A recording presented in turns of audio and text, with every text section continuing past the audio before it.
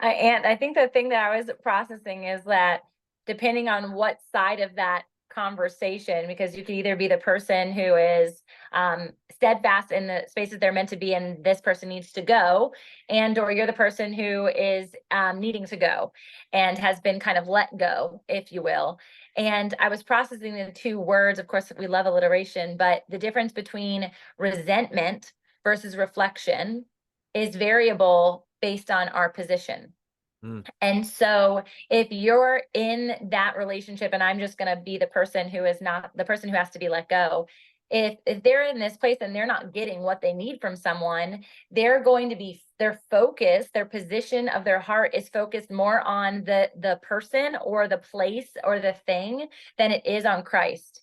And so when they're released and they don't have that person to gaslight anymore, to manipulate anymore, to point fingers at anymore, they now come into this place of reflection where the Lord is more easily able to convict them, as well as more easily able to communicate with them.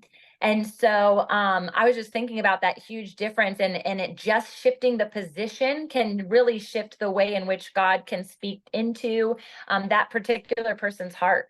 And I'm kind of in both sides of that story right now, and my heart kind of being closed off in some regard, and my religiosity, that side of me wants to be like, this is so wrong. This person needs me most right now. I need to be my nurturing self. I need to also do this. But there's also an element where the Lord is like, no, you're actually not going to play that role in this season. And you actually need me to play that role for you. You need preservation. You need nurturing. You need support. And that's a really hard thing to do with people you love. And yet I am coming into a new level of spiritual maturity because I am willing to not be focused on the other person. And I'm allowing God to focus on me as much as he is focusing on the other person, and that's, I think where relational dynamics need to shift often when there is tension, is just come back to the Lord. What is he saying to you right now, rather than what do you think is expected of you? Because expectations are generally self-made, not God-made.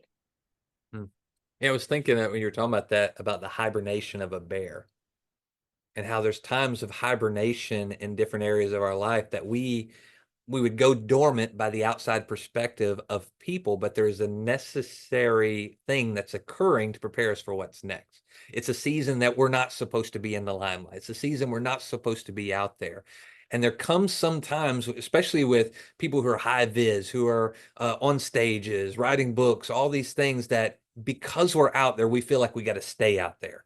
But if you think about that from that rest, that hibernation, that moment, that there's sometimes that what worked in the past season that got you there, the hibernation season, the drawing back in refocuses you on the why, but it also helps prepare and position you for what the next season of that's supposed to look like, because you don't get stuck.